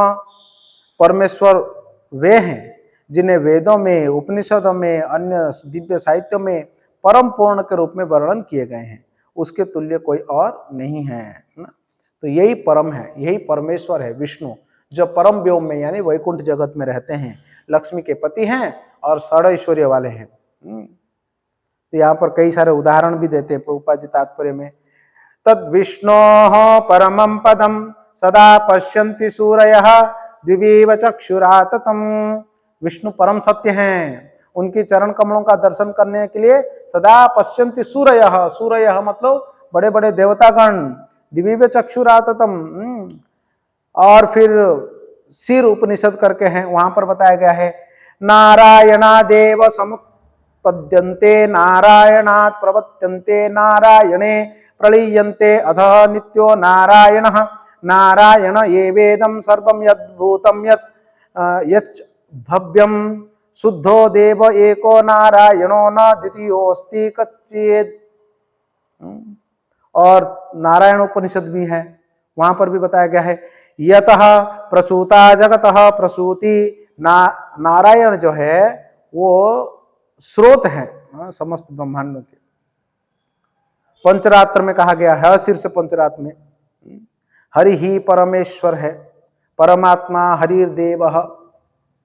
भागवत में कहा गया है नारायणाभिधानस्य ब्रह्मणः परमात्मनः निष्ठार्मर्हत नो वक्तुम यो हि ब्रह्मवित्तमाः। तो ये सब प्रमाण है कि नारायण ही भगवान है करके। ठीक है, अलग अलग शास्त्र में प्रमाण दिया गया। आप सोचेंगे कि नारायण को क्यों कृष्णदास कविराज गोस्वामी ने यहाँ पर प्रमोट कर रहे हैं या बता रहे हैं ना। जब भी भगवान का व्याख्या करना है तो शुरू कर रहे हैं नारायण से। पहले तो नारायण को साबित करेंगे, फिर बाद में आगे आगे बढ़ेंगे। आप देखते जाइए कितना इंटरेस्टिंग है ना। और इस प्रकार से हमको समझेंगे या सुनेंगे ना, हम किसी को बोलने के लिए और विशेष रूप से किसी को बोले ना बोले यार, एटलीस्ट हमें खुद को तो दृढ़ता आएगी हमारे भक्ति में, या हम जिस मार्ग को पालन कर रहे हैं, जिस गौड़ीय वैष्णविज्म को पालन कर रहे हैं, उस गौड़ीय वैष्णविज्म का जो फिलॉसफी है उसके प्रति दृढ़ता तो आएगा। इसलिए हमको इन फिलॉसफी को समझना चाहिए, सुनना चाहिए। भक्ति योगे भक्त पाय तहार दर्शन सूर्य न सविग्रह देखे देवगण। ये हो गए नारायण, रहते परम व्योम में, षड ऐश्वर्य वाले हैं। सारा शास्त्र में भी बताया गया है इनको, इनके प्रभुता के बारे में। अच्छा, इनको कौन प्राप्त करते हैं ना? भक्त लोग। अब भक्ति के द्वारा इनको प्राप्त करते हैं। ब्रह्म को ज्ञानी लोग प्राप्त करते हैं, परमात्मा को योगी लोग प्राप्त करते हैं, और भगवान को भक्त लोग प्राप्त करते हैं। ये पूरा डिस्कशन हो जाएगा ना, फिर अपना एक चार्ट बनाना है ना, ब्रह्म परमात्मा भगवान करके, परमात्मा और ब्रह्म और भगवान, ब्रह्म परमात्मा भगवान, ये तीनों का जो विवरण यहाँ पर कृष्णदास जी किए हैं, आप उसको नोट करिएगा अलग अलग करके, है ना। उदाहरण, प्रमाण, है ना, प्रमाण, उदाहरण, और फिर मार्ग, है ना, और फिर कौन प्राप्त करते हैं, कौन उपासक है, ठीक वैसे सभी का। तो भक्त लोग भगवान को प्राप्त करते हैं। ज्ञान योग मार्गे तारो भेजे से ही सब ब्रह्मात्मा रूपे करे करी अनुभव। उपासना भजे जाने ईश्वर महिमा अतएव सूर्य तारे उदयत उपमा। से ही नारायण कृष्णेर स्वरूप अभेद एक ही विग्रह किंतु आकार विभेद। वो जो नारायण है जिनके बारे में मैं बता रहा था अभी, वो नारायण स्वयं कृष्ण ही है। से ही नारायण कृष्णेर स्वरूप, वो कृष्ण का ही स्वरूप है। बस ये दोनों एक ही हैं, परंतु इन दोनों का आकार जो है वो अलग अलग है। ये एक महत्वपूर्ण वाला बात है, और आगे आगे सुनते जाएंगे ना और क्लियर होते जाएगा। तो कृष्ण और नारायण को आप अलग अलग नहीं कर सकते हैं। ये दोनों एक ही हैं, एक ही विग्रह है, परंतु इनके आकार जो है वो अलग अलग है ना। इनके आकार अलग अलग है। क्या आकार अलग अलग है ना भाई? एक जन का 2 हाथ है और एक जन का 4 हाथ है। एक जन बांसुरी लेता है और एक जन जो है वो शंख चक्र गदा पद्म लेते हैं। इहाते द्विभुज तो हैं धरे 4 हाथ, इहो विष्णु वेणु धरे तो हैं चक्रादि को साथ। ना एक द्विभुज है और एक चतुर्भुज है। एक वेणु हाथ में लेते हैं और एक शंख चक्र गदा पद्म। अब यहां पर ब्रह्मा जी का एक उदाहरण देते हैं कृष्णदास कविराज गोस्वामी। अब बड़ा इंटरेस्टिंग मतलब कन्वर्सेशन आएगा, इसको ध्यान से सुनिएगा। यहाँ पर भागवतम के 10वें स्कंद में अगर आपको याद होगा, एक बार ब्रह्मा जी जो है ना, वो अज्ञानता में भगवान कृष्ण के बछड़ों को चुरा लिया था। फिर बाद में बच्चों को, फिर बाद में पश्चाताप किए, फिर बाद में सभी लोग को वापस कर दिए थे, और फिर भगवान श्री कृष्ण को क्षमा मांगते हुए प्रार्थना किए थे ना, स्तुति गान किए थे। आपको याद होगा ये बात। तो ये वहां का प्रसंग है। ब्रह्मा जी अभी भगवान जी का स्तुति कर रहे हैं, तो उसमें से एक श्लोक को लेकर यहाँ पर कृष्णदास कविराज गोस्वामी कहते हैं। देखो ब्रह्मा जी क्या कहते हैं। नारायणस्त्वं नहि सर्वदेहिनां आत्मास्यधीशाखिल लोक साक्षी। नारायणंग नरभूजलायनात् तच्चापि सत्यम न तव एव माया। नारायणस्त्वम नहि सर्वदेहिनाम आत्मास्य धीसा खिल लोक साक्षी नारायणोंग नरभूजलायनाथ तच्चापि सत्यम न तते एव माया। ना क्या बोल रहे हैं यहां पर ब्रह्मा जी? ब्रह्मा जी यहां पर कह रहे हैं कि प्रभु, हे भगवान, देखो क्यों क्यों ये श्लोक लाया गया। सीक्वेंस क्या था? भगवान का वर्णन करने के लिए पहले नारायण का वर्णन किए, जो वैकुंठ में रहते हैं, लक्ष्मीपति षडैश्वर्य वाले। नारायण का वो शास्त्रों का प्रमाण भी दे दिए। अब वो कह रहे हैं कि नारायण कृष्ण एक ही है, दोनों में कोई अंतर नहीं है, एक ही व्यक्ति हैं, परंतु दो अलग अलग रूप है। एक जन का 4 हाथ है, एक जन का 2 हाथ है, एक वेणु लेता है और एक शंख चक्र गदा पद्म लेता है। अब कृष्ण की महानता को व्याख्या कर रहे हैं। वो साबित करना चाहते हैं कि कृष्ण जो है वो मूल नारायण है, यानी नारायण के भी स्रोत है कृष्ण। ये व्याख्या करना चाहते हैं, ये समझाना चाह रहे हैं कृष्णदास कविराज गोस्वामी। तो उसको समझाने के लिए पहले वो नारायण के बारे में बता दिए। अब देखिए ये श्लोक से, श्लोक क्रमांक 30 से वो इस ट्रैक में उतरते हैं। वो कह रहे हैं कि ब्रह्मा जी का उदाहरण देते हैं। ब्रह्मा जी भगवान को प्रार्थना करते हुए कहते हैं कि भगवान आप मूल नारायण हैं, आप नारायण के भी मतलब मूल है, स्रोत है। ये भगवान ब्रह्मा जी कहते हैं, हे प्रभु, आप सृष्टि के दृष्टा हैं, आप निसंदेह हरेक के प्रियतम प्राण हैं, तो क्या आप मेरे पिता नारायण नहीं है क्या? नारायण का अर्थ है वो जिसका घर जल में है, और वो जो नर से उत्पन्न हुए हैं, मतलब गर्भदक्षा विष्णु से, और वे नारायण तो आपके अंश हैं। आपके सारे पूर्ण अंश दिव्य हैं, और मैं परम पूर्ण है, वे परम पूर्ण हैं, और वे माया द्वारा सृजित नहीं है। मैं श्लोक को दोबारा समझाता हूं, ठीक है? थोड़ा मतलब विलंब हो रहा है, जल्दी जल्दी खत्म नहीं हो रहा है, बट अच्छे से समझते हुए जाना उचित रहेगा, है कि नहीं?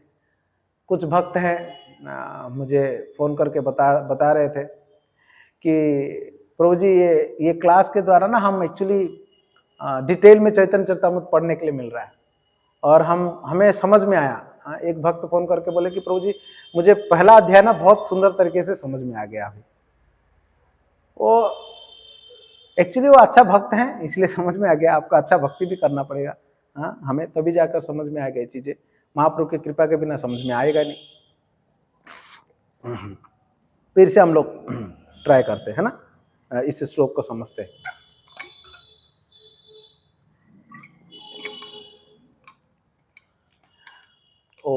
बोलते रहता हूं ना, इसलिए प्यास लगता है। आप तो सुन ही रहे हैं, तो आपको तो प्यास लगेगा, है नहीं? है कि नहीं? नारायणस्त्वम नहि सर्वदेहिनाम। तुम मतलब आप, नारायण मूल नारायण है। नारायणस्त्वम, आप मूल नारायण है। न ही सर्वदेहिनाम आत्मा, आप ऐसा केवल ऐसा नहीं है कि आप सभी के सर्वदेहिनाम आत्मा मतलब परमात्मा, सभी जीवों के हृदय में रहने वाले, देही जीव है ना, आत्मा मतलब जीवों के हृदय में जो रहते हैं परमात्मा, सर्वदेहिनाम आत्मा। और साथ साथ में आप कौन है ना, आप अधीश। अधीश का अर्थ होता है आप मालिक है, अखिल लोक साक्षी, और साथ साथ में आप अखिल लोक साक्षी।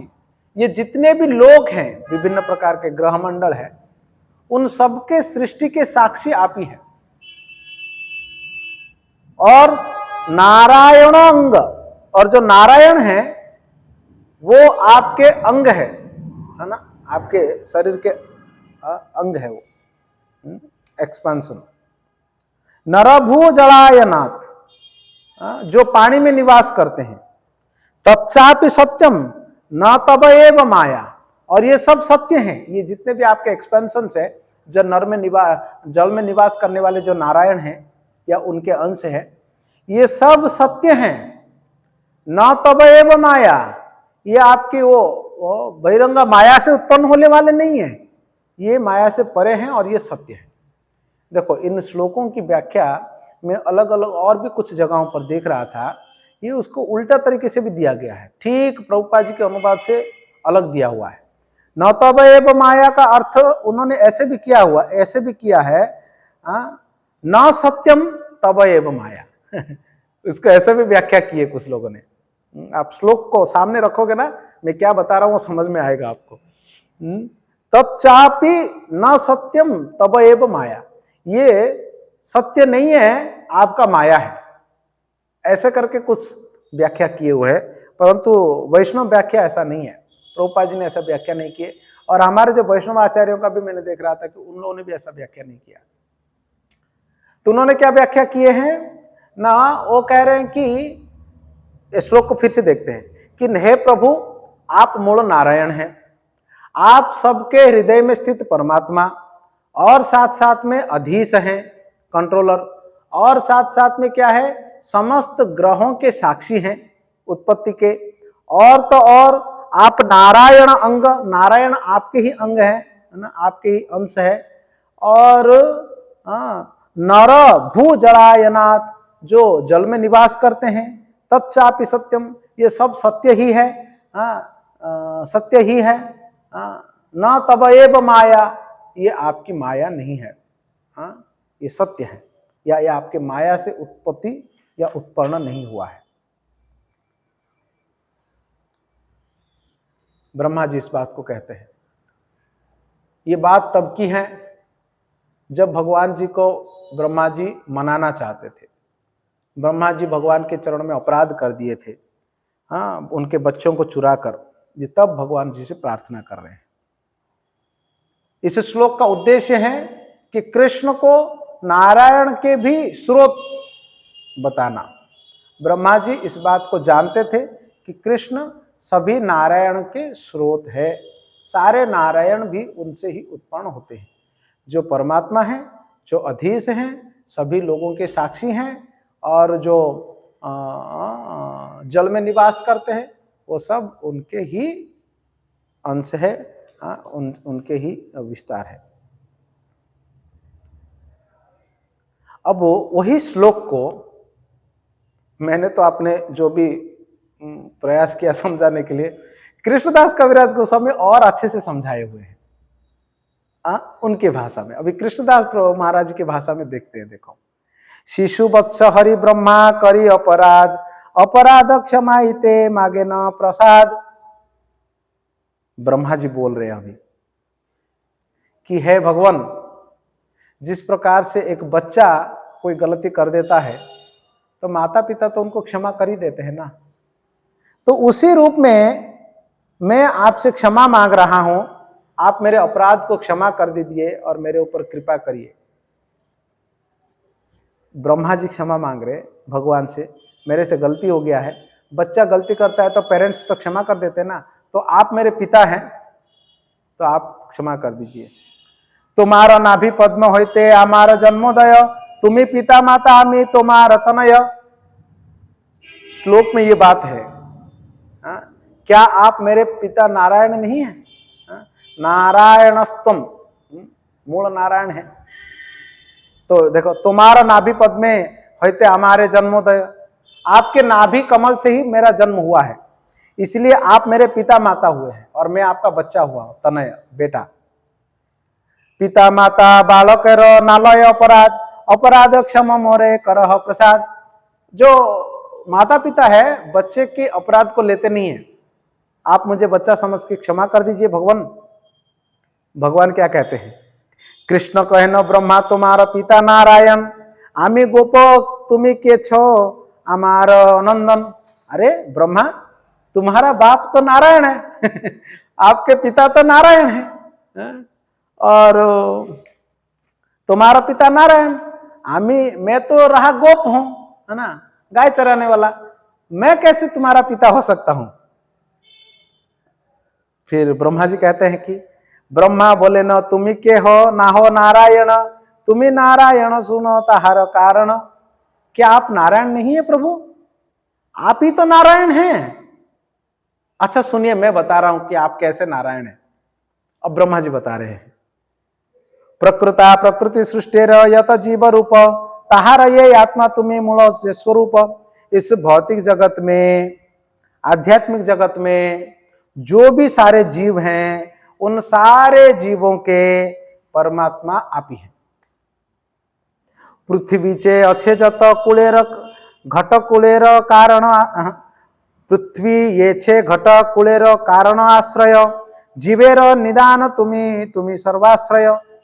जिस प्रकार से जितने भी घड़े होते हैं उसका मूल कारण कौन होता है? मिट्टी, क्योंकि मिट्टी से बने हुए हैं। ठीक उसी प्रकार से मिट्टी उसका आश्रय हो गया ना, तो उसी से तो बनता है घड़ा, नहीं तो घड़ा बनेगा ही नहीं। ठीक उसी प्रकार से प्रभु जितने भी जीव हैं उन सबके आश्रय तो आप ही हैं। फिर वो समझा रहे हैं, नारायण शब्द को समझा रहे हैं। क्या समझा रहे? देखो, नार शब्द कहे सर्व जीवेर निश्चय, अयन शब्द ते कहे ताहार आश्रय। आप इसको बहुत महत्वपूर्ण है, आप इसको नोट कर सकते हैं। नार शब्द समस्त जीव और अयन शब्द आश्रय। न सारे जीव और जहां पर आश्रय लेते हैं, जिनमें आश्रय लेते हैं, वो है नारायण। नार मतलब समस्त जीव, अयन मतलब आश्रय स्थली, नारायण मतलब सारे जीवों के आश्रय स्थली। अतएव तुम्हें हो मूल नारायण, यही एक हेतु सुनो द्वितीय कारण। ये तो पहला हो गया, क्योंकि नार मतलब जीव और अयन मतलब आश्रय, और सारे जीवों का आश्रय आप ही हैं। जिस प्रकार से मिट्टी, घड़े के लिए आश्रय मिट्टी है, आप सारे जीवों के लिए आश्रय हैं, है ना। और सारे जीवों का उत्पत्ति आध्यात्मिक हो, भौतिक जगत हो, उन सारे जीवों का उत्पत्ति और आश्रय स्थली परमात्मा आप ही हैं, इसलिए आप हो गए मूल नारायण। ये तो पहला हो गया। मैं दूसरा भी समझा रहा हूं। ब्रह्मा जी भगवान को कहते हैं, जीवेर ईश्वर पुरुषादि अवतार, तहां सभा होते तुम्हारा ऐश्वर्य अपार। आप अगर ऐसा सोच रहे हैं, जीव के परमात्मा तो अवतार, पुरुषावतार है, क्योंकि असली बात तो यह है, जो जीव हैं, इस जगत है, इस जगत में सारे जीवात्माओं के लिए डायरेक्ट जो भगवान है, या डायरेक्ट जो कंट्रोलर है या सृष्टि करता है, वो पुरुषावतार है। ये जो तीन पुरुष है, कारण दक्षाई, गर्भोदक्षाई और शिरोदक्षाई, यही डायरेक्टली इन्वॉल्व रहते हैं सृष्टि के कार्यों में। तो ब्रह्मा जी अभी क्या कह रहे हैं? जीवों के जो प्रत्यक्ष ईश्वर है, जो डायरेक्ट भगवान है जीवों के लिए, या कंट्रोलर है, पुरुष अवतार, किंतु आपका ऐश्वर्य एवं शक्ति उनसे भी कई गुना अधिक है। ये तीन पुरुष अवतारों से शक्ति आप में बहुत अधिक है। कैसे? अतएव अधीश्वर तुम्ही सर्वपिता, तुम्हारा शक्ति ते तारा जगत रक्षिता। नारेर अयन जाते करह पालन, अतएव हो तुम्ही मूल नारायण।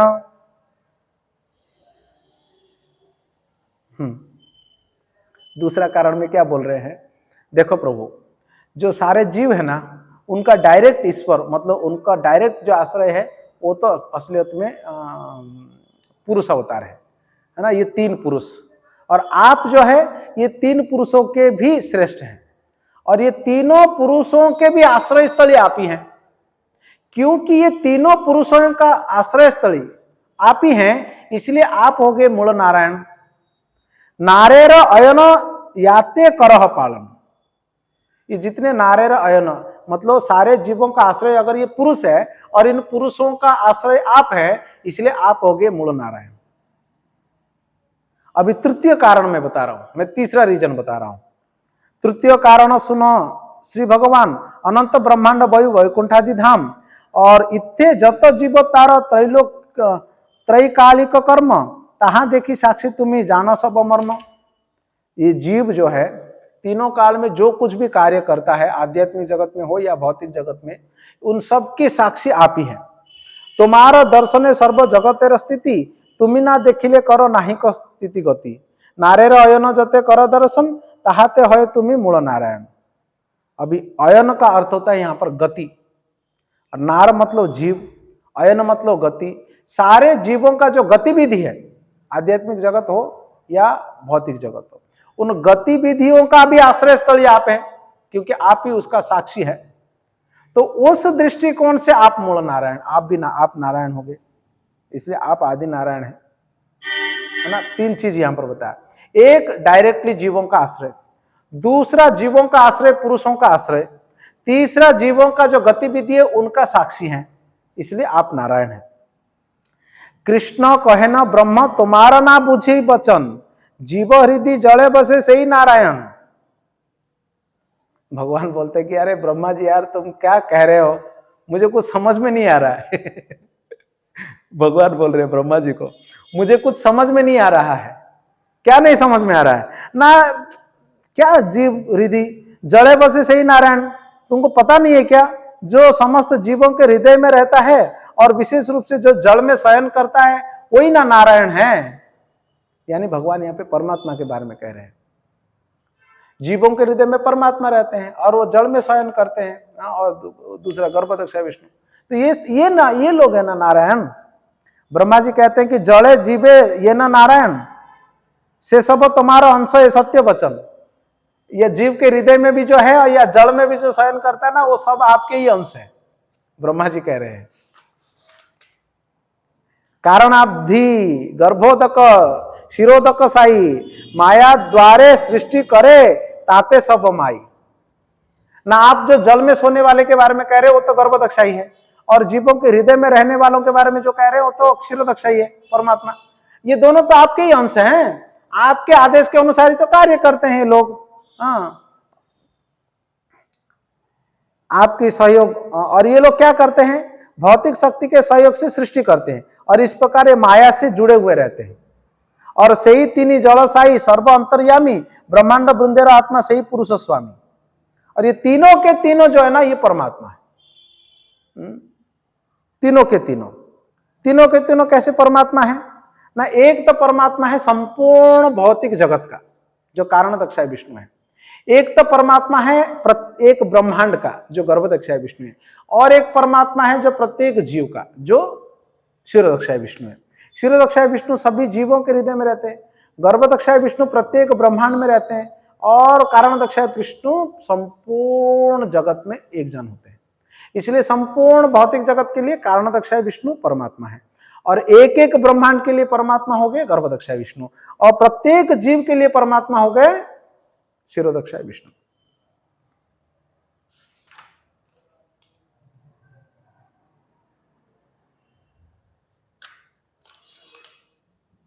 भले ही ये तीनों के तीनों माया के संपर्क में आपके सृजन करते तो है ही, परंतु माया के परे रहते हैं, माया से परे रहते हैं। ये माया के स्वामी है, माया के पति है लोग।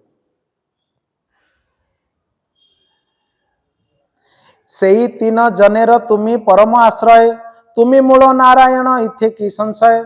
अभी प्रभु ये जो तीनों है ना, ये तीनों का भी आश्रय स्थली आप हैं, इसमें कोई डाउट नहीं है मुझे। सही तीनेर अंशी परम व्योम नारायण, तेह तुम्हारा विलास तुम्ही मूल नारायण। अभी ये तीनों कहां से आते हैं, डायरेक्ट भगवान से भी नहीं आते हैं। ये तीनों का अंशी है नारायण जो परम व्योम में रहते हैं, और परम व्योम में रहने वाले जो नारायण हैं वो आपका विलास स्वरूप है ना। प्रकाश विलास दो मैंने बताया था ना, आपको याद है भगवान के स्वरूपों का चर्चा जब हुआ था, प्रकाश और विलास। प्रकाश में क्या है मैंने बताया था, प्रकाश में भगवान अपने आप को विस्तार करते हैं, मगर शरीर का जो स्वरूप है वो सेम रहता है, जैसे रासलीला में और द्वारका के रानियों के साथ। और विलास में क्या है, वो अपने आप को विस्तार करते हैं मगर स्वरूप अलग हो जाता है, उनका शरीर का संरचना अलग हो जाता है, जैसे बलराम जी है और नारायण है। जो वैकुंठ में स्थित नारायण है, जिनसे ये तीन पुरुष आते हैं, वो नारायण भगवान कृष्ण का विलास स्वरूप है। इसलिए मूल हो गए कृष्ण। ये बात को ब्रह्मा जी कह रहे हैं। अतएव ब्रह्मा वाक्य परम व्योम नारायण तो है कृष्ण विलास यही तत्व विवरण, यही श्लोक तत्व लक्षण भागवत सार परिभाषा रूपे ही सर्वत्राधिकार। इसलिए ये जो 30 नंबर श्लोक जो कहा गया है ना, 30 नंबर श्लोक भागवतम का एक श्लोक जो कहा गया 30 नंबर में, कौन सा 30 नंबर में, नारायणस्तम नहीं सर्वदेही नाम वाला ब्रह्मा जी जो कहते हैं, उस श्लोक के अनुसार ये श्लोक जो ना तत्व लक्षणों को प्रस्तुत करता है और परिभाषा के रूप में भी आप इसको ले सकते हैं। सब जगह ये लागू होता है। ये देखो कितना सुंदर यहाँ पर व्याख्या हुआ है। ये यहाँ पर ये जो प्रसंग है ब्रह्मा और भगवान जी का चर्चा, ये यहाँ पर स्थगित होता है। ब्रह्म आत्मा भगवान कृष्ण विहार, ये अर्थ ना जाने मूर्ख अर्थ करे यार। यहां से फिर वो मिला के फिर बता रहे हैं। तो अब तक क्या चर्चा हुआ फिर से याद करते हैं, क्योंकि ये ऐसे चर्चा है ना, वो बीच बीच में रिपीट होते रहना चाहिए, नहीं तो फिर भूल जाएंगे हम लोग, है कि नहीं। जो 1 2 बार 3 बार सुने हैं तो वो तो स्वाभाविक समझ जाएंगे एक ही बार में, और पहली बार सुनने वाले थोड़ा कंफ्यूज होंगे, मतलब तुरंत याद नहीं रख पाएंगे। इसलिए हम फिर से याद करते हैं। तो ब्रह्मा परमात्मा और भगवान का व्याख्या हो रहा था। ब्रह्मा और परमात्मा का व्याख्या पहले कर लिए थे, भगवान का व्याख्या शुरू करते नारायण से। नारायण को भगवान करके बोलते हैं परम व्योम में रहने वालों को, और जो लक्ष्मीपति है षड़ैश्वर्य वाले। फिर वो कृष्ण और नारायण में अंतर नहीं है, एक ही व्यक्ति अलग अलग रूप करके बताते हैं। फिर वो आगे कहते हैं अरे ये तो 2 रूप वाले हैं, और 2 हाथ वाले 4 हाथ वाले वेणु लेते हैं और वो शंख चक्र गदापद्म में लेते हैं। फिर ब्रह्मा जी का एक श्लोक बोल के 10वें स्कंद का वो ये साबित कर रहे हैं कृष्णदास कविराज गोस्वामी, जो कृष्ण हैं वो असलियत में नारायण के भी स्रोत है, यानी मूल नारायण है। कैसे मूल नारायण है वो समझा रहे हैं। कैसे समझाया उन्होंने, एक एक करके मैं आपको बताता हूं, रिकॉल ना, याद कर लेना उसको। पहला, ब्रह्मा जी कहते हैं प्रभु आप नारायण हैं, आप मेरे पिता हैं, आप मुझे क्षमा कर दीजिए। भगवान बोलते मैं कैसे तुम्हारा पिता हुआ, नारायण ना तुम्हारे पिता, मैं तो बेचारा यार ग्वाला हूं। ब्रह्मा जी बोलते हैं कि नहीं आप मूल नारायण हैं। क्या आप नारायण नहीं है प्रभु, आप नारायण हैं। मैं आपको बताता हूं आप नारायण कैसा है। नार शब्द का अर्थ होता है जीव, अयन शब्द का अर्थ होता है आश्रय। आप सारे जीवों का आश्रय हैं, चाहे आध्यात्मिक जगत में जो है या भौतिक जगत में जो है। जिस प्रकार से एक गड्ढे के लिए आश्रय तो मिट्टी है, ठीक वैसे सारे जीवों के लिए मूल आश्रय आप हैं, इसलिए आप नारायण हैं। पहला। दूसरा क्या बता रहे हैं, दूसरा कारण बताता हूं प्रभु। दूसरा कारण है, आप अगर ये बोल रहे हैं कि सारे जीवों का डायरेक्ट ईश्वर तो पुरुष अवतार है, जो कारण दक्षाई गर्भदक्षाई और शिरोदक्षाई, कोई बात नहीं। और कारण दक्षाई गर्भदक्षाई शिरोदक्षाई जो माया के संपर्क में आके सृष्टि इत्यादि कार्यों को कर रहे हैं, उनका भी आप मूल व्यक्ति हैं, आप उनका भी आश्रय हैं। जीवर अयन, जीव और अयन मतलब आश्रय, और जीव का आश्रय अगर पुरुष अवतार हो गए तो आप पुरुष अवतारों के भी आश्रय हैं, इसलिए आप मूल नारायण हैं। ये दूसरे प्रकार से समझाए है ना। और फिर तीसरे प्रकार से क्या समझाए, तीसरे प्रकार से, और तीसरे प्रकार से कह रहे हैं अयन मतलब गति और नार मतलब जीव। आध्यात्मिक या भौतिक जगत में जितने भी जीव हैं उनके सारे सभी समय का जो गतिविधियां हैं, कार्यकलाप है, उन गतिविधियों की साक्षी आप ही हैं सभी लोगों के। क्योंकि सभी लोगों के साक्षी आप ही हैं गतिविधियों का, इसलिए नरेर आयन, आयन मतलब साक्षी गति, तो इसलिए आप मूल नारायण हैं। आप समझ रहे हैं, 3 प्रकार से वो समझा रहे हैं। तो इसलिए आप नारायण हैं प्रभु। और जहां तक आप ये आप फिर भगवान बोलते कि अरे मैं कैसे यार नारायण हुआ। नारायण तो वही है जो जीवों के हृदय में रहता है और पानी में सोता है, नर आयन। तो फिर ब्रह्मा जी बोलते ठीक है, अगर आप ऐसा बोल रहे हैं कि जीवों के हृदय में रहने वाला यानी परमात्मा वो नारायण है और पानी में सोने वाला वो नारायण है, अरे ये दोनों तो आपके ही अंश हैं, माया के संपर्क में आपके सृष्टि के कार्यों को कर रहे हैं, ये दोनों आपके ही अंश हैं, ये दोनों, इसमें मुझे कोई डाउट नहीं है। ये दोनों क्या, तीनों के तीनों आपके अंश हैं। वो गर्भदक्षाय विष्णु जो पानी में सोते हैं, शिरोदक्षाय विष्णु जो सबके हृदय में रहते हैं, और कारणदक्षाय विष्णु, ये तीनों के तीनों इस संसार में सृष्टि के कार्य करते हैं माया के संपर्क में आके। हालांकि माया के संपर्क में आते हैं, बट ये माया के पति हैं, ये माया को ऊपर रहते हैं, माया को कंट्रोल करते हैं ये लोग। और ये तीनों के तीनों आपके ही एक्सपेंशन, आपके ही अंश है, आप इनके आश्रय हैं, इसलिए आप मूल नारायण हैं। प्रभु उतना नहीं, एक्चुअली ये तीनों जो पुरुष है ना, ये तीनों पुरुष तत्वों का, ये तीनों पुरुषों का जो अंशी है ना नारायण, परम व्योम में जो रहते हैं, वो तो आपके विलास स्वरूप है ना, इसलिए आप मूल नारायण हैं। और विलास स्वरूप का व्याख्या मैंने ऑलरेडी कर चुका हूं। इस प्रकार से ब्रह्मा जी कृष्ण को ये बता रहे हैं कि प्रभु आप मूल नारायण है, सबके मूल व्यक्ति। कृष्ण सारे नारायण के भी मूल है, और वही भगवान है, और वही चैतन्य महाप्रभु है।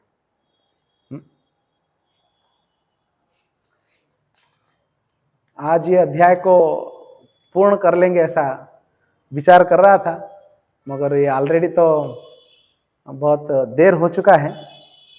हम अभी केवल 69 श्लोक तक चर्चा किए हुए हैं, है ना। हम लोग आज यहीं विराम देते हैं, है ना। दूसरे अध्याय का 59 श्लोक तक हम लोगों ने चर्चा किए। नेक्स्ट क्लास में हम लोगों ने 60 श्लोक नंबर 60 से आगे चर्चा करेंगे। इस अध्याय में भी 110 लगभग श्लोक हैं, है ना। तो आज यहीं पर आप एक बार उसको पढ़ लीजिएगा, है ना। एक बार पढ़ेंगे तो आपको और अच्छे से समझ में आ सकता है। ठीक है, हरे कृष्णा। श्रील कृष्णदास कविराज गोस्वामी महाराज की जय, श्री चैतन्य महाप्रभु की जय, श्री चैतन्य चरितामृत की जय, श्रील प्रभुपाद की जय। निताय गौर प्रेमानंदे, हरि हरि बोल।